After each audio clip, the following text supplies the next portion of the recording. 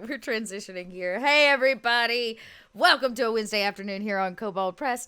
I'm your resident little Kobold Dot here with a familiar face, but with a new topic. Megan, I'm excited to have you back. As always, you are a fount of knowledge when it comes to the lore of Kobold Press and the many books that we put out. So yeah, we're gonna talk Empire of the Ghouls today. I already see some hype in chat about it, which makes me very hype because this was kind of a last minute decision. We've been doing a lot more lore discussions around a lot of the books we're writing, a lot of the campaigns that are coming out, and so this is a very exciting one because it's kind of this is like edgy Kobold Press. This is like if we were still teens and we were going through our edgy phase and our black eyeliner was a little too thick. And our Vans had far too many checkerboards on them, we would be Empire of the Ghouls. So I'm really excited. I'm really excited to talk about this particular book today, the actual campaign, but also the kind of world setting, the lore, the things that maybe we don't know or don't come standard inside of the Empire of the Ghoul book. So yeah, all the edginess all the time. Hashtag goth life. So I'm very excited to chat on this conversation. But before I do, all of you, I know you all show up for bean spilling. So I will spill this bean for you today because I actually don't have that. My beans, my sack of beans is light at the moment. But I will tell you this, next week, Megan will be back along with our very dear Wolfgang for a very special announcement regarding our next Kickstarter and our next book, which I can't spill too many beans because they'll be really mad at me, but I'm very excited about it, and I'm very excited about it from the perspective of a player, not a GM. That I can say. I think that I can say without spoiling too much. But Megan, please tell everybody at home who you are in case they don't know, and a little bit about your involvement with Kobold Press before we dive into Empire. Yeah, my name is Meagan Maricle. I'm an editor for Kobold Press, and specifically with Empire of the Ghouls, I was the lead editor on Empire of the Ghouls. So you know all the things. You've literally read every word over and over and over again. Well, I mean, yeah, pretty much. Pretty much. That's fantastic. Well, so Empire has been out for a bit. It's been available. FYI, y'all can go get it in the store. It's now available on your VTTs too, so your Roll20. I believe it's actually available on Shard too. I think so. I think it was one of the first ones that Shard did. I think so. Yeah, it's on Shard, it's on Roll20, and that makes me think that you probably can also get your hands on it on Fantasy Grounds if you prefer your server VTT. So it's there, it's out there, and then Megan, would you do us the honor of showing us your beautiful hardbound book? Sure. There it is, y'all. Look at that. That inlay is so beautiful. Oh, yeah. There we go. Oh my gosh. Okay, I don't know if you can get that copy anymore, y'all, but you can get your hardbound copy on the. You can get it as a shirt. Oh, yo, that's sick. That's super metal. I might have to get an Empire. I don't have an Empire of the Ghoul shirt. I have one for Scarlet Citadel and Toma Beast. Okay, y'all.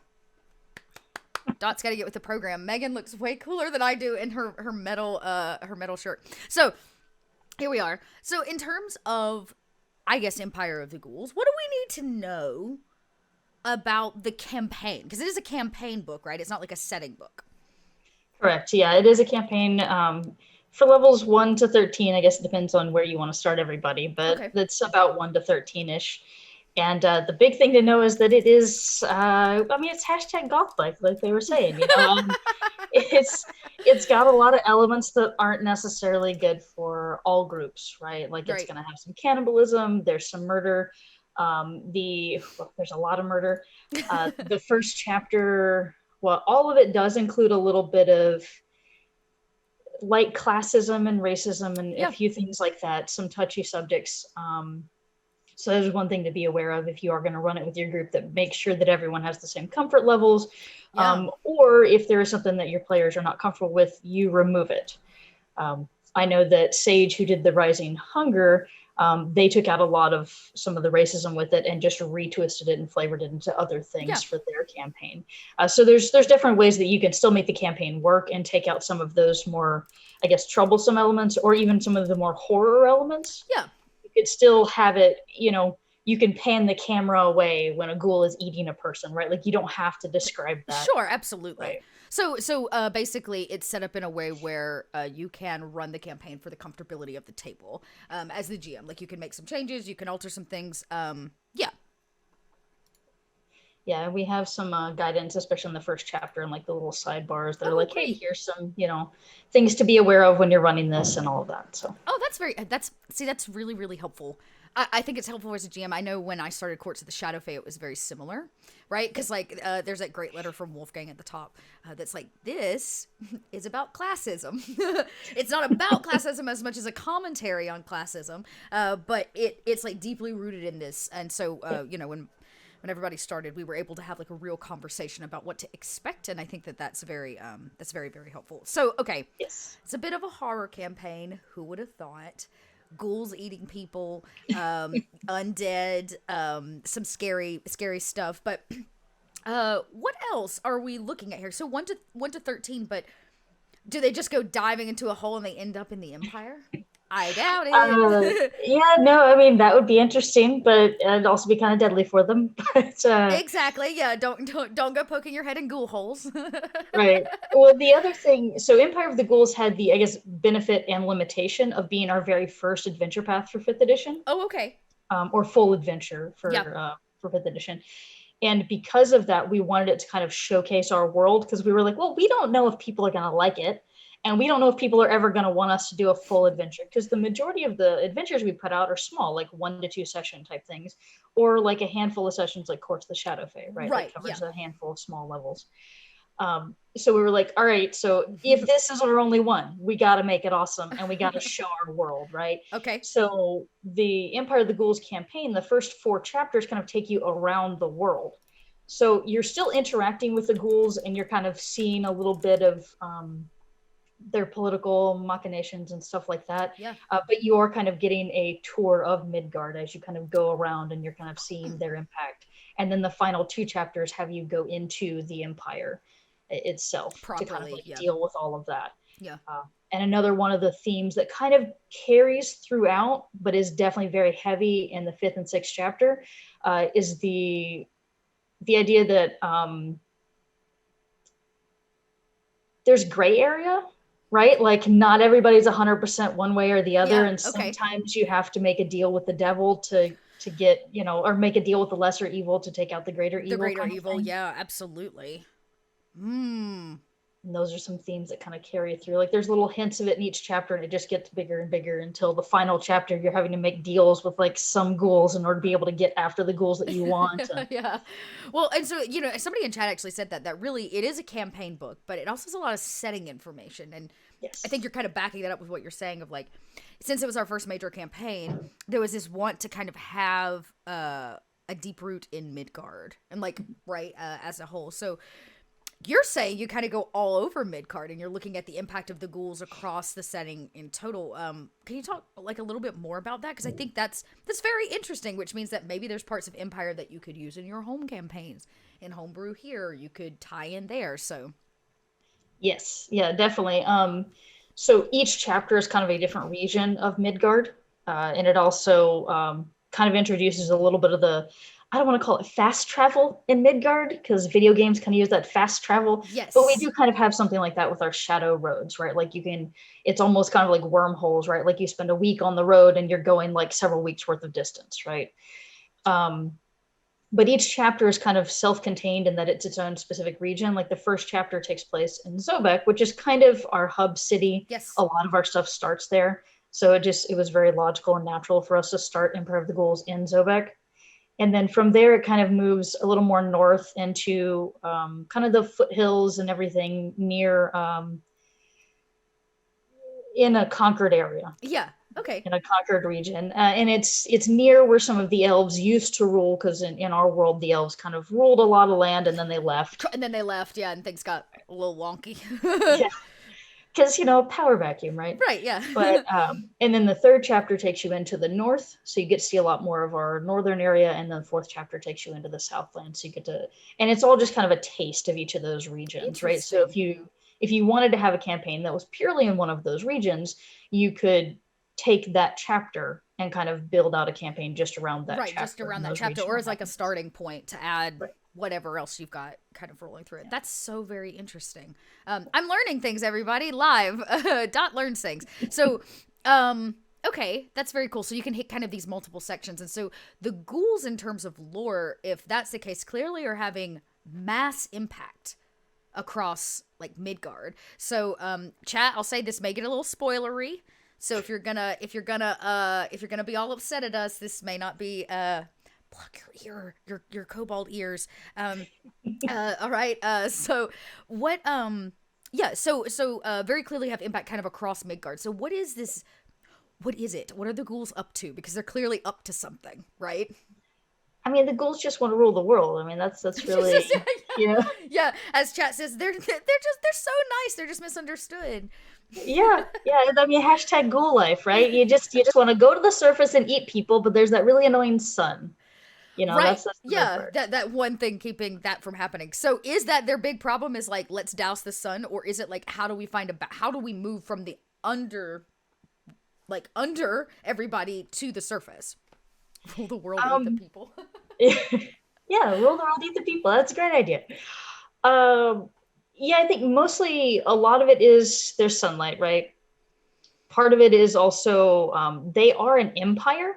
So I know we keep saying empire of the ghouls, but that's a lot of people don't realize. Yes, we want to rule the world, eat the people, but the empire actually still functions as a nation. So it still has things like it has negotiations and trade and all of that stuff that it has to be careful with.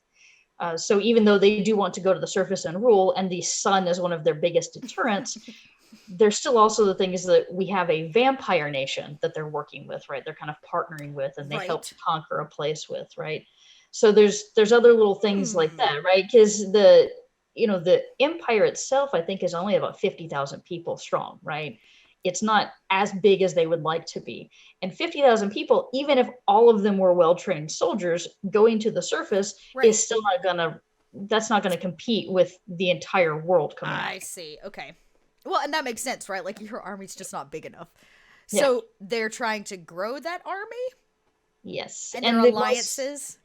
right. And the biggest deterrent for growing the army is that Darkhold fever is not certain. So when you infect somebody, Right. most of the time, like 2/3 of the time, they die. They just straight up die Right. when Their they're body. infected. Yeah. Okay. Okay. And then another, like, out of the people that survive it and turn into ghouls, about 2/3 of that are all lesser ghouls, right? So they don't keep a lot of their memories. They're not very functioning. They're Yep. just big hunger machines, right? Which are great for cannon fodder for your military. Right. Yeah. But, To release unto the horde, you right. know? But then there's this small fraction of them that become Darkhold, which means you keep all of your memories, or Yep. most of them.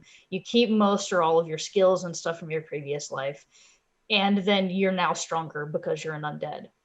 And those Right. are the people that are kind of ruling the Ah. empire.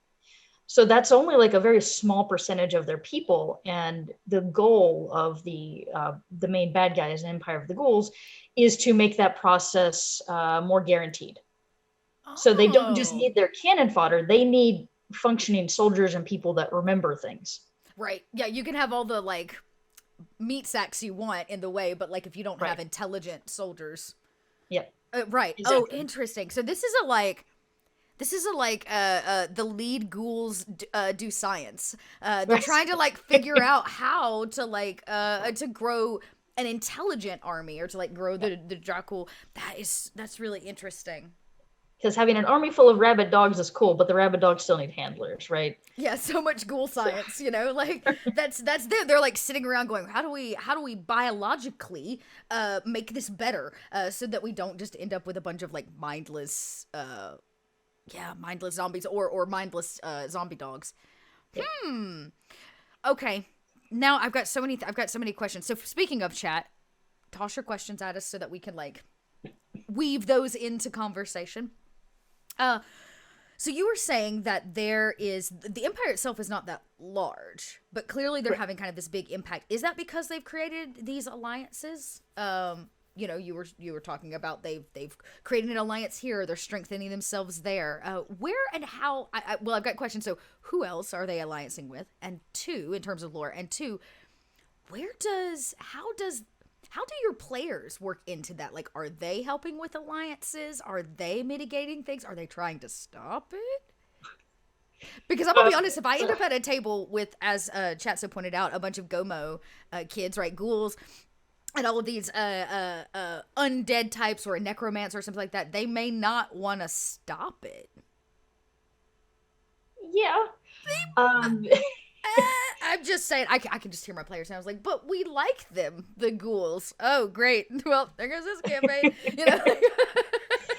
And that's totally plausible. Like a good chunk of the beginning of the book is just talking about the empire itself. So if you did want to have an entire campaign, in the, I know with the VTTs and I think in the physical copies of the book, there's this really cool map of the entire empire, or the empire and what it controls. Because our underworld are like little pockets, right? Like it's not like there's this entire vast separate world underneath the world, right? Like there's areas that are hollowed out and big, kind of like if you've seen underground lakes that have been drained, so it's just this gigantic cavern. So we have like pockets like that. So the main one where the ghoul imperium is just beneath like the Zobek Iron Crags area. So there's that big mountainous area. That's where their big hole is, and that's where the imperium is. So their main allies are going to be the vampires, who are right above them pretty much. But they also do some trade with dwarves. I was about to say, that was my next question, because those mountains are full of dwarves. Right. Yeah, so they do have some trade with dwarves. They do have a little bit of trade with Zobek, though the kobolds kind of manage that, because there's a kobold city between the Ghoul Imperium and Zobek. And Zobek itself. Yeah, and there's kind of, we don't really like you, but we can't hate you kind of relationship between the kobolds down there and the ghouls, because of that kind of like trade path to Zobek. And I'm guessing that means they're probably providing something. Like if the kobolds are like, we must keep trading. Yeah. They must be getting something out of the deal. Right. And there's a lot of different things that they trade. The kobolds trade stuff to them and then come back up. And a lot of things that the ghouls would have are arcane knowledge, because the ghouls have a lot of, they do a lot of, we're talking about ghoul science, right? So ghoul science isn't necessarily the most moral, but you still get to find out, like you unlock arcane secrets, might not be in the most moral way, but you do unlock arcane secrets. There's a warlock like out there somewhere whose mouth is watering at the moment when you said that. And that's how the ghouls allied with the vampires in the first place. The ghouls were like, hey, we have some arcane secrets, but we need to be able to get to the surface too. And the vampires like, hey, we need people to come help us because we don't have enough people to take over this other thing. So they're kind of trading, because the vampires also have some arcane information. So there's that kind of that reliance on each other in that way. Yeah, of just like paths aligning for a period of time. Like we both need a thing, so if we do it together, we may not be friends, but we're definitely not enemies. Right. Because the vampires are also undead, but they have a foothold on the surface, and the ghouls don't. So there's that kind of connection. And can't, right? Because of the sun. Interesting. All right. This is the second time it's been brought up. There seems to be a lot of enjoyment from chat regarding, I'm going to say this wrong, Siwal? Seawall? I've heard it pronounced a lot of different ways, but I think internally it's Seawall. Seawall? So Seawall, about how, like, either it was their, like, great chunk, or they're excited to like get there, and thank you for that subscription, we appreciate that. Seawall, thank you, Ben. Seawall, we have been confirmed. So Seawall, since chat seems to really enjoy it, where is that located, and why might it be so exciting? Because everybody loves Southlands, right? We have a whole Southlands book. We have a whole Southlands book. Like really, we just go live in the Southlands. No, seriously, the Southlands are really, really cool. And Seawall is one of the free cities out there. So it's kind of like Zobek, in that it's kind of its own city-state almost. So Seawall is also a trade hub. It has a big port in it. Like it's in the middle of like a desert, but it has a big port for sand ships. So there's a lot of trade that comes through it into Nuria Natal, which is kind of like our Egyptian flavored area. So, and I think Purbastet is the next place west of Seawall. Oh, On okay. the map. I have to So double yeah, check up that. there where like the delta, whatever that delta is, that like hits the. Yeah, I know what you're talking about. Okay, yeah. So Seawall is kind of its own little free city there, and it's kind of this hub, but it's also on the edge of a desert, and on the other side of the desert is the Dragon Empire that's out to Right. kill and conquer everybody. Mm-hmm. So Seawall has this very unique position in that kind of like trade sphere. And then the other cool thing about it is that it also has this kind of balance with the undead, because just north of the city is a giant necropolis. And there's a Oh. lot of undead that are in the necropolis, and the people in Seawall it's not really ancestor worship, but there's a lot of like reverence for Anuakma, the god of death, right? And the fact that death is just a natural part of the life cycle. And there's a family of gravebinders that kind of are the go-between from the people of Seawall and this necropolis. And the necropolis has this law of, if it is daytime and you want to go like visit the grave of a loved one or something like that, then you can definitely go do it. That's not a problem. At nighttime, the undead rule, and if you are a living person in the necropolis, well, you're up for grabs. You can get eaten. And the gravebinders kind of manage that relationship to make sure that that doesn't get too out of hand or anything.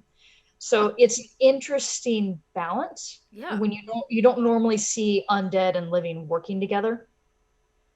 And then in Seawall, we also have there's a sphinx that kind of rules one section of the necropolis. Very cool. And her former consort became undead. So she like rules during the day and he rules during the night, and they kind of have this hand in hand thing, and they both work with the gravebinders. Okay. That's kind of this like. So there's this interesting play, and you can have some fun little political stuff with all of that. In addition to the fact that Seawall is like this trade hub in the middle of right. Anyway, so you're kind of already got this mix. Yeah, that's really interesting, because you're right. You don't often get humanoids that work with the undead, like properly work with them. That's like, this is your time of day. This is our time of day. This is how we make it work. So, okay, this is such a good question in chat. Please ask about the troublingly named Pit of All Flesh. Specifically, what Meagan has seen people do with it. So why don't we just start with what, I'm guessing its name gives a lot away, but what is the Pit of All Flesh? So I can't remember why it has that name. I think it's related to, well, I'm pretty sure it's related to the hunger god. So the ghouls have three main gods that they worship. Anuakma is the god of death, and he's kind of like Anubis, for lack of a better term. Yeah. And then there's the hunger god Vardsane, and he's all about hunger and eating and all of that. And then the third one is Mavros, who is a god that's on the surface. He's worshipped by like warriors and stuff. So the legionnaires or the legions of the Empire of the Ghouls worship Mavros, but he's more of just like a fighter god, warrior god kind of thing. Mm-hmm. But the hunger god Vardsane is one that it's kind of a following that they can't get rid of, because every ghoul is hungry, and he's like, yes, give in to your hunger, or if you pray to him, your hunger can be less painful and easier to deal with. And the Pit of All Flesh, I believe, was an old like site dedicated to him, and then right now it's turned into like this gigantic fighting arena. So it's like a fighting pit. Yeah, it's like a giant gladiatorial arena. Like, think of like the Roman Colosseum. So it's not where they dump their leftovers, which is what in my head, I just thought it was a pit for ghoul leftovers. Yeah, I mean, it does have some leftovers in it, because they have what is the name of that creature? The one with all the random tentacles and stuff. Oh, it's escaping me. Otyugh? Oh, yeah. I know what you're talking about. Yep. Yeah. Yes, the all-flesh Thunderdome. Yeah, pretty much. And yeah, and so it's got this, and it's called the Pit of All Flesh because it originally was a small pit where like random scraps and stuff were thrown in honor of Vardsane, and then they kind of built the gladiatorial arena around it. So there's like a small inner circle where there was this old pit, and it's kind of like gelatinous with all the muck and stuff of body parts and everything. And that's where they keep that Otyugh. It's very disease ridden, and it just kind of like eats whatever's thrown down at it. And then the outer circle is where they have the actual gladiatorial fights and stuff. Interesting. And then they just pressure wash it to the middle. Yeah, just shuffle it into the middle. Yeah. And they like enact battles and stuff because the Ghoul Imperium is very much about battling. But the other thing they do with the Pit of All Flesh is, in order to keep people like an evil society that's all hunger driven, they have their feeding laws, and that kind of tells like what time of day you eat, how much you're allowed to eat, who eats first, who is allowed to eat more, because food is more valuable to them than anything else, because they rely on living flesh to eat and intelligent flesh to eat, right? Like you can't just grow cows in the underworld, right? Right, yep. Right.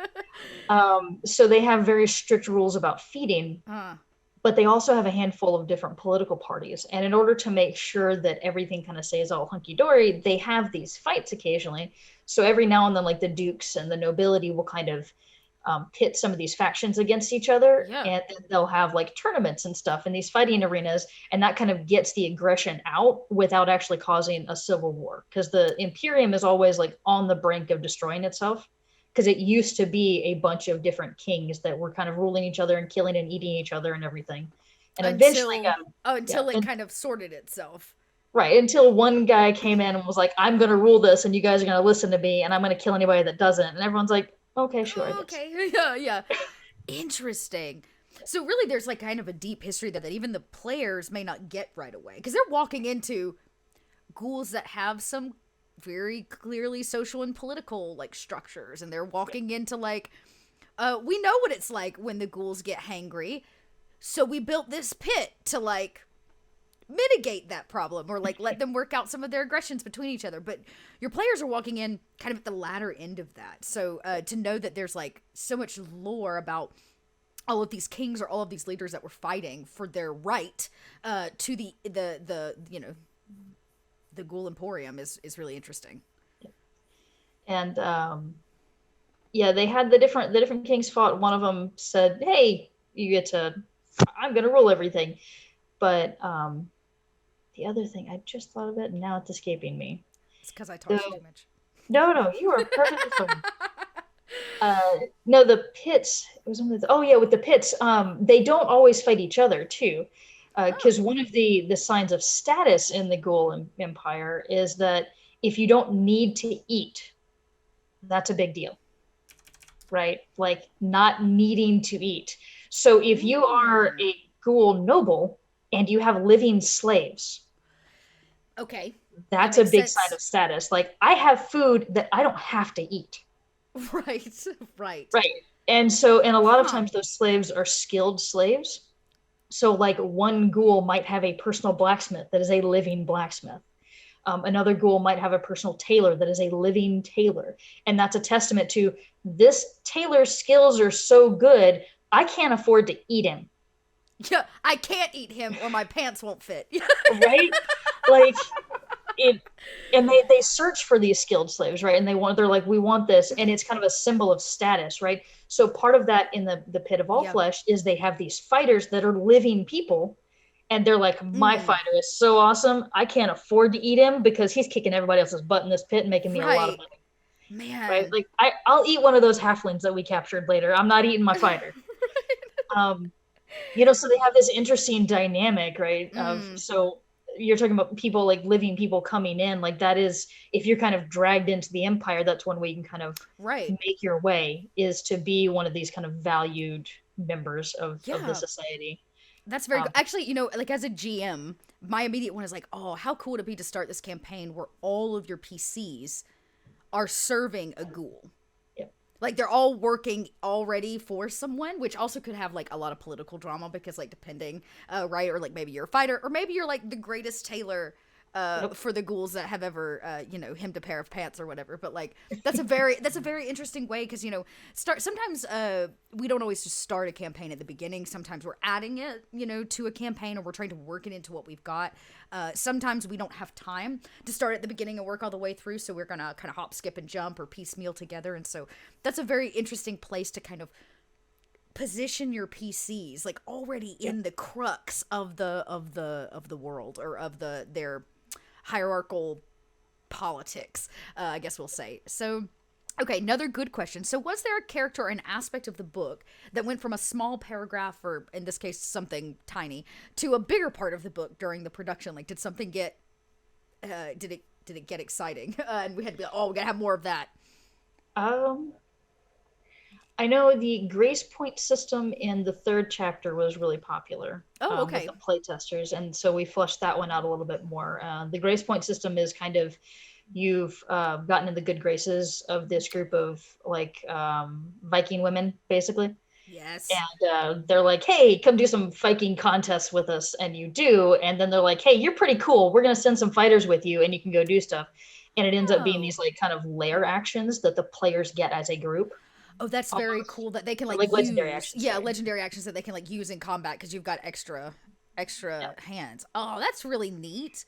So that was fun. As far as an NPC that got bigger, I think the biggest one that like went from just a small mention to an actual like has a Mm-hmm. their own sidebar and everything would be Selvin.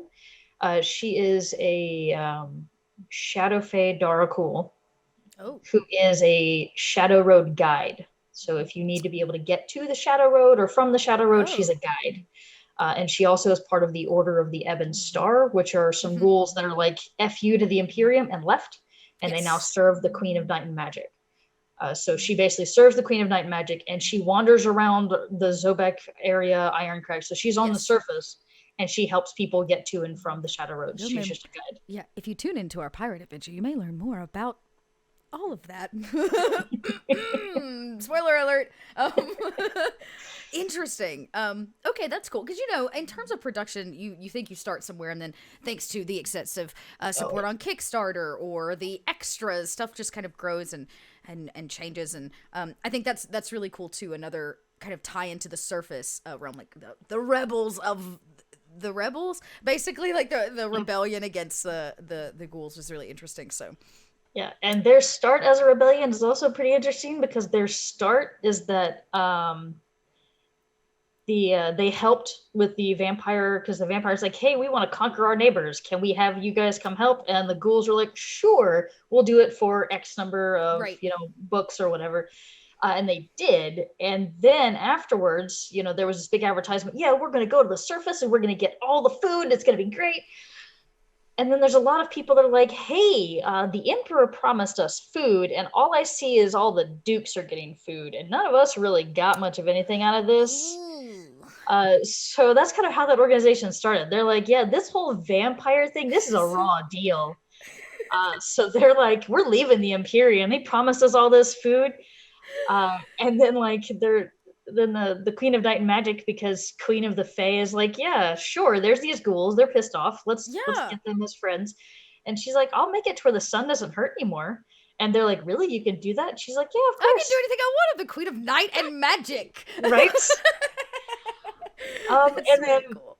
after that, she's like, yeah, just worship me and we'll be good. And they're like, okay, cool. And then she's gone.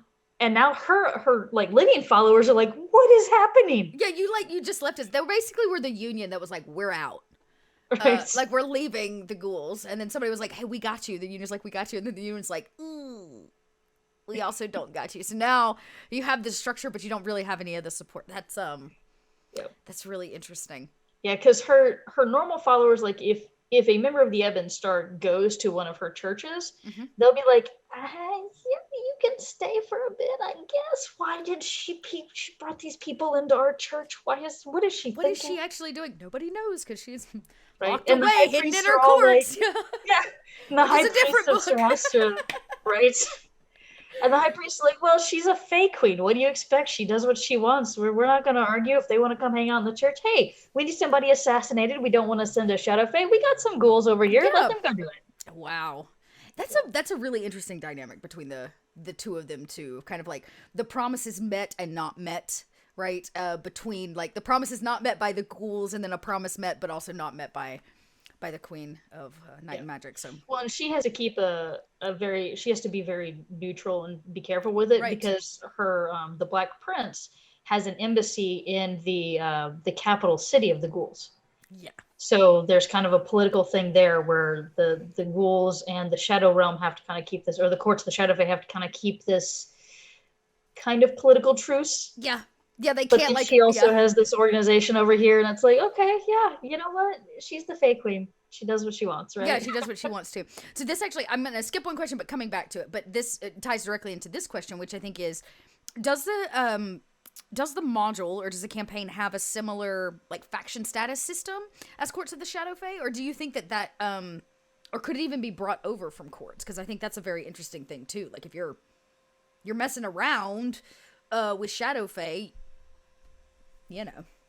There's definitely several different avenues because Empire of the Ghouls like goes all over Midgard. There are Right. definitely different avenues. So if you wanted to do Courts of the Shadow Fae and then bring it into Ghouls and use some of that status, you definitely could. Could be very interesting. Because of I mean, you might not necessarily use Empire of the Ghouls itself, but the beginning of the book tells you a lot of the political structure and everything of the Right. underworld. So even if you're not using the adventure part, there's still all of that juicy lore in there that talks about the Black Prince and what he's doing with, making it being an ambassador to the Right. courts, right? um, but we do not have an actual status system as far as like the robust status system Right. that courts has. We did not add anything like that in Empire of the Ghouls because we were kind of doing an overview and we wanted it to still be open enough for people to put in their own homebrew. Yeah. So even though, yeah, part of the story takes place in the Northlands, it's as long as your campaign world has like a desert area and a Right. cold area and a big city and an underdark, essentially, then you can use this campaign in whatever world you want. So we wanted to kind of keep it a little more open and not be as status bound. But you could definitely bring the status mechanic in. Yeah, that's almost And an interesting thought there. To like of it would definitely how make you a could lot of sense. yeah, how you could bring it in or how you could like bring it over. And it seems that there's a lot of agreement that the Grace Point system seemed to be a bit of a fan favorite in terms of like usage. So this is a really interesting one. So given the macabre and kind of visceral content of this campaign, was there a part of the book that you found particularly challenging to edit? I think that's an interesting question. It still seems G-rated, so we're all right. Yeah. So, because I edit just during the day, right? So, I'll take a lunch break and I'll be eating lunch while editing. And there were a few times where I was like editing, especially some of the stuff that Mike Wellham and Richard Green sent, because the two of them did the last two chapters, and then Richard Green also did the big lore chunk in the front of the In the book that's front all of the book. about the Empire. And so there's certain parts where they're talking about the feeding laws or like the pit of all flesh. And I'm Right. like, you know what? I'm going to set lunch down and I'm going to Right. finish this section. Because they just, some of the stuff I'm like, well, that's unique and creepy and cool, but I'm not going to eat lunch right now. Yeah, this is We're not going to this is wait. not lunch content. Yeah. So interesting. All right. So, we're I don't know, we're about 15 minutes out. So, again, chat, this is your last call for questions. Now's a great time. As a GM or as somebody out there that may not be running necessarily a Midgard specific 5e game and is homebrewing or is doing their own things, can you talk a little bit about this campaign and what kind of juicy nuggets, well, I'll say juicy nuggets because that seems very cool, you can pull from this to kind of seed and, fertilize your own homebrew game? Yeah, so it really depends on where you want it to be and what you want to do with it. Yeah. Because, as I said, each of the chapters is kind of a different region, so you could take that chapter and just use that chapter. If you wanted it to be a purely like underworld thing, I know. I don't know if I'm allowed to. I guess I'm allowed to say that. On our Discord chat, we have a handful of people that have done different unique things with Empire of the Ghouls, and one of them actually combined Out of the Abyss and Empire of the Ghouls. Interesting. So kind of because you were talking about everybody starting as slaves, and Out of the Abyss starts off similarly. Everyone's kind of Right. slaves or Mm-hmm. whatever. So they took it and it did kind of a unique twist with it and kind of combined them so that then you could have an entire campaign just in Yeah. the underworld. Just in the underworld So alone. Mm. yeah, and in the adventure module, only the last two chapters take place in the underworld, but they give enough that plus the big chunk of lore at the beginning of the Right. book. Like it's a quarter of the book is just the lore of the underworld. That alone could be enough to build an entire campaign just in the underworld. Yeah, just About the like, chunk at the beginning to inspire you as a GM to like yeah. write something. Yeah. Well, and there's a lot of like in chapters 5 and 6, there's a lot about how to be someone living and still be in the Empire, right? Because there's Yep. a lot of things like they've got customs fees. So if you're bringing stuff from the Yep. surface, you have to pay customs fees, right? You're thinking, I'm going down to this undead place. I'm going to kill all these undead people. And they're like, excuse me, sir, where's your paperwork? And you're like, wait, ghouls have paperwork? So That's that's hilarious. But right. that's kind of actually fun for players too, because I can also imagine like my players end up at a table with like a paladin, like a druid of the old world, and all of these surface dwellers, right? These like super surface dwellers, and you get down there, and I'm sure that they have a concept of what they think, right? The ghoul imperium is like, or the underworld is like, and they get down there and they're like, papers, please.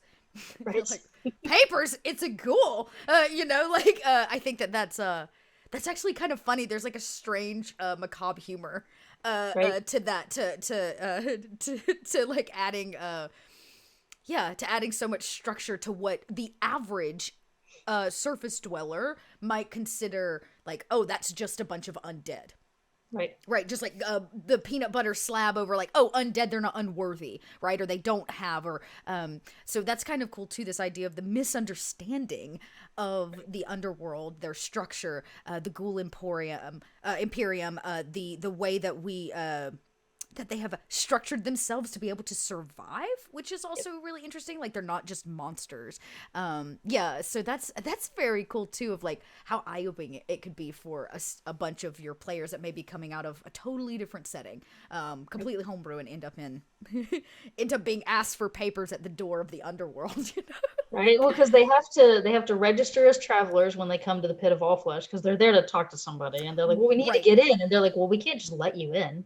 Yeah. Who are You you have here to papers, or see? who are you? You need to have traveling papers.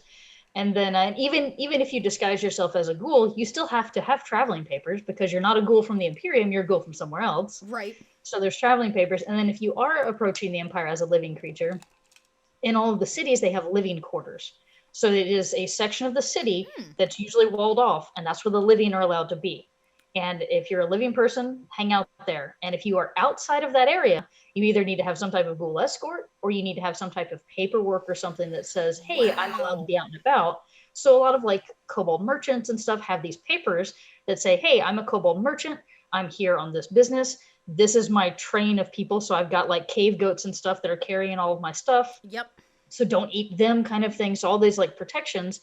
But even the most pompous merchants, like, okay, well, I can buy guards, but I'm totally going to bring some flesh for the guards to eat, because I need to buy their loyalty too, Yeah, I right? gotta So bribe them a little bit.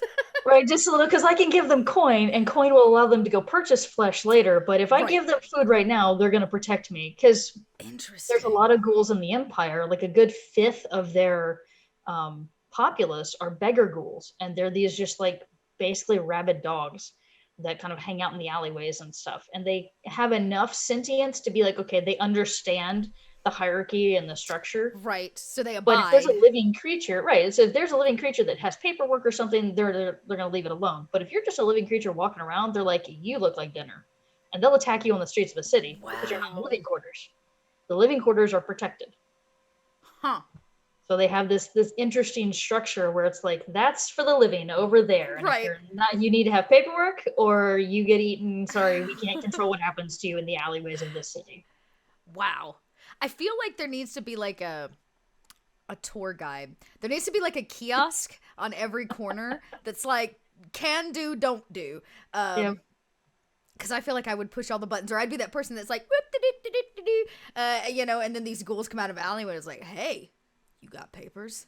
Like, no, it's totally my luck. No, I don't have papers. Am I supposed to have papers? But yeah, the shenanigans I think that it can ensue from such like misunderstanding, like just direct like unknowing knowledge of how their society, because that's what it is, their society functions, is just really really interesting, and kind of obscure and unheard of in certain ways, in terms of like the way we look at horror campaigns, or campaigns around the undead, because usually it's like go in the crypt, slay the undead.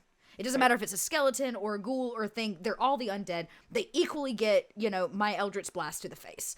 They all get the equal death. But here you're talking about a totally different dynamic, like power struggles and even your place as a surface dweller in all of this, having to potentially come down here and deal with it, or even the repercussions of dealing with things poorly on the surface where they're making deals that you don't know about. Yeah, that's very, yes, it's like Scooby snacks. I love that. Yeah, so carry around your ghoul Scooby snacks to make sure that you don't get eaten in an alleyway. Yeah. That's now awesome. it's meant to be a bit of a culture shock, right? Like people are Yeah. not going to be expecting to go down there and have to deal with that. And I think that was some of the most fun editing, was all the different bureaucracy, like the red I tape love it.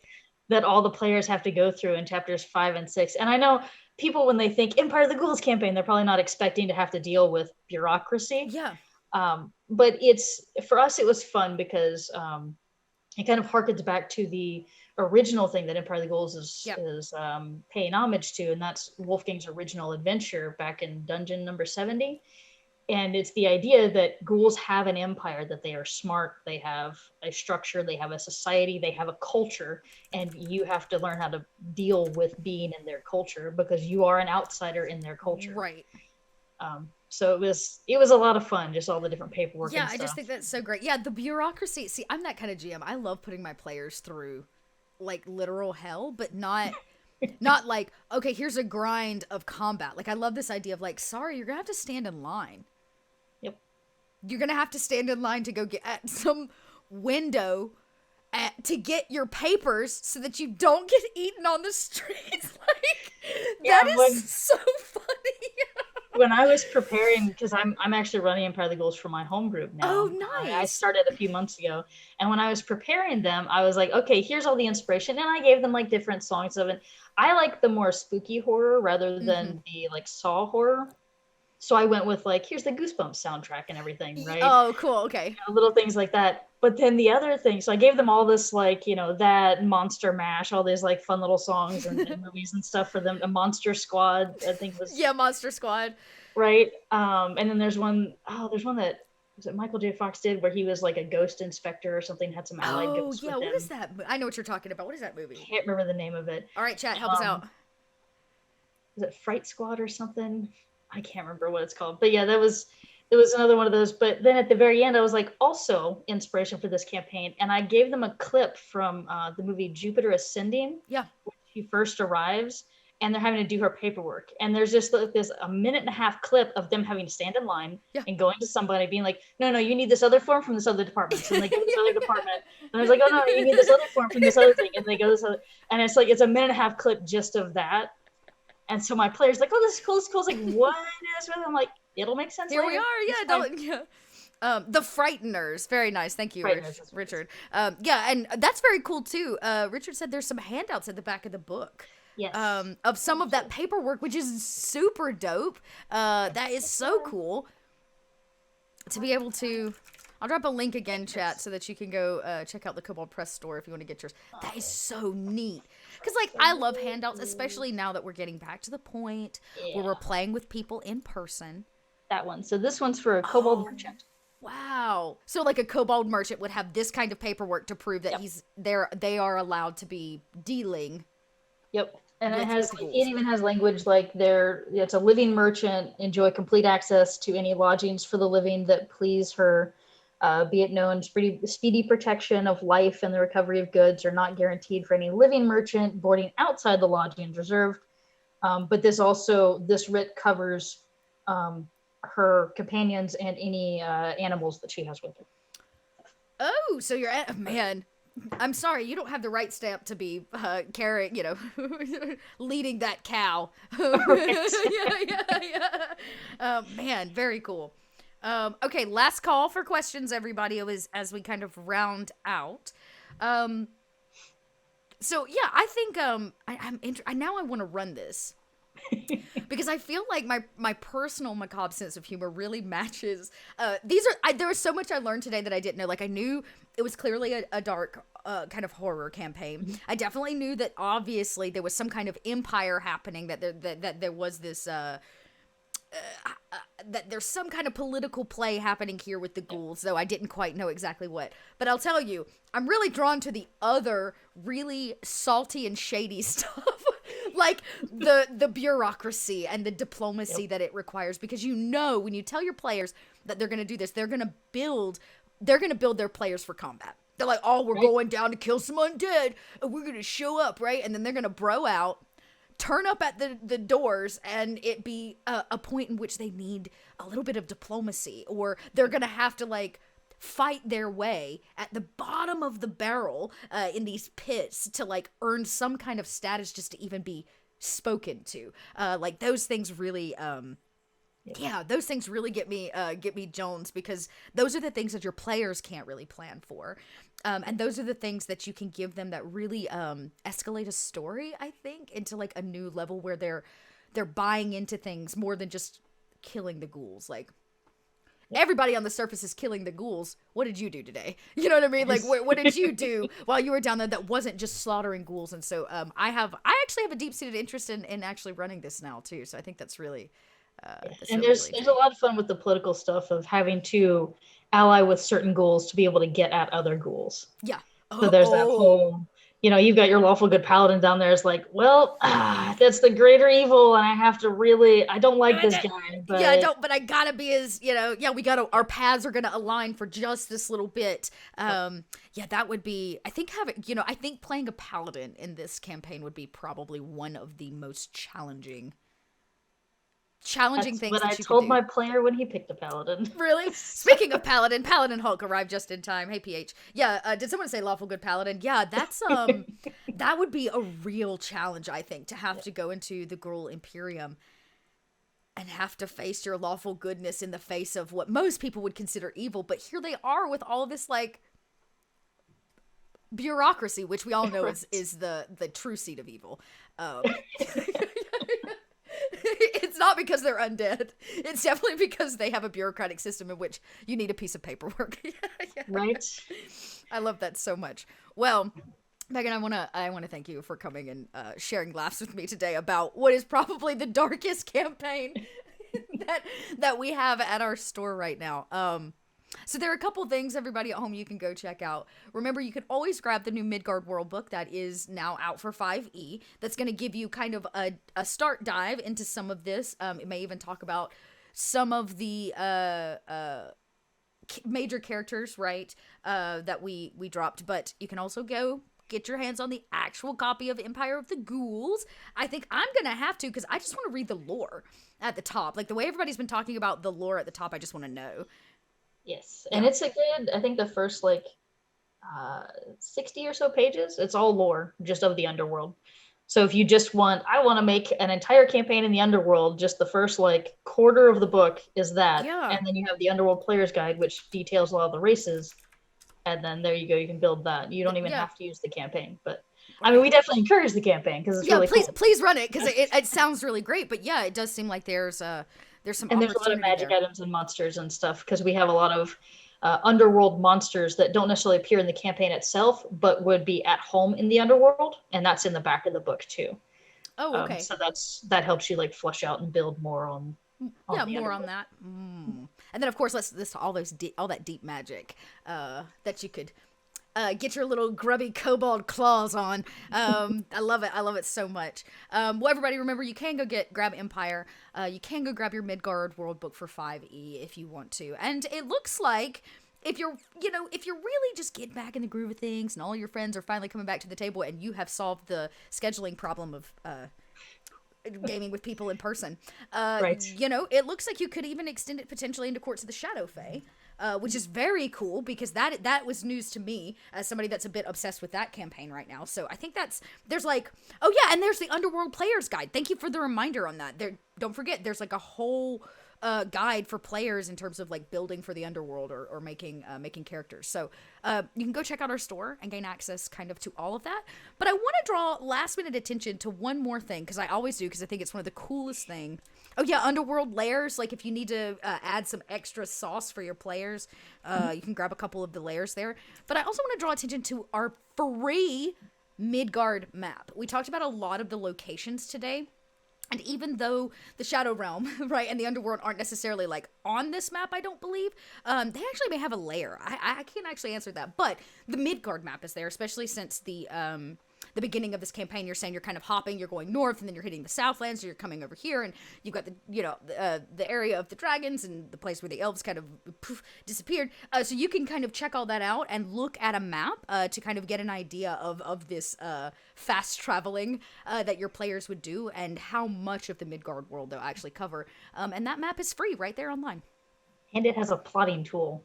It does have a plot out where they go, which is really cool. I learned that just the other day. It also has a measurement tool, so you can see how many miles or kilometers it is. That blew my mind, because I was plotting for this Marauders of the Middle Sea game, which, by the way, tune back in at 6 p.m. Eastern, 3 p.m. Pacific, for Marauders of the Middle Sea. But I was like, it's really important sometimes to like know how far you have to sail and those kind of things. Like, how very pirate of me to be like, X amount of kilometers or so far. And I was like, I need to know this or that. And it blew my mind when I could figure out how many miles from point A to point B on that map. Like, that map is just so super duper cool. And as a resource that is free and accessible to anyone that's out there playing, in Midgard. So, yeah. Any last thoughts, Megan, before we wrap up our day?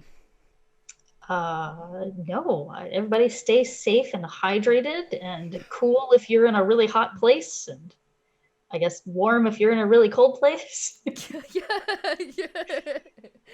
Everybody take care of each other. Yes, absolutely. It's summertime, con season's coming. I guess we're almost to fall. In Georgia, it's still summer. It'll be summer till like November here. It's so hot today. But yes, be excellent to one another, everybody. And don't forget, we're back over here for Marauders of the Middle Sea. If you haven't heard about that, we're running a very small, salty sea adventure that's taking place in the Middle Sea. We've got a fantastic cast of an all-female and non-binary crew that have just launched. There's some cultist activity going on. So, if you want to get caught up, I believe the first one is available on YouTube or will be soon. You can definitely check out our VOD here on Twitch. And we'll be back tonight to see what they do when they've been invited. They've actually been invited to the cultist gathering. They're like, here's some robes. Show up. And everybody's like, okay. That's not daunting at all. So thanks, everybody. Again, thank you for your fantastic questions. Thank you, Megan, for coming on. Thanks all of our kobolds in chat. I saw a few of you out there, Ben and Richard and Alexander, I think, were out there filling in the blank spots and always reminding Dot how to pronounce things appropriately, because she's I'm the worst at it. So we'll be back here in just a few hours. Go hydrate, get some dinner, and then come back, and we'll see what kind of salty business this crew gets into. Don't forget, next week we're going to be making a huge announcement. Megan will be back with us along with Wolfgang, hopefully. Right, Megan? You're going to be back with us? I'll be here. I don't know about Wolfgang. We'll be back next week to make a huge announcement about our next Kickstarter and what you can expect from that. This is going to be no small feat, and this is not going to be one you're going to want to miss. So mark your calendars, and we'll be back here, same Kobold time, same Kobold channel next week, everybody. Until then, I leave you with Megan's wise words. Be excellent to each other. Yay! Yay! Bye, everybody.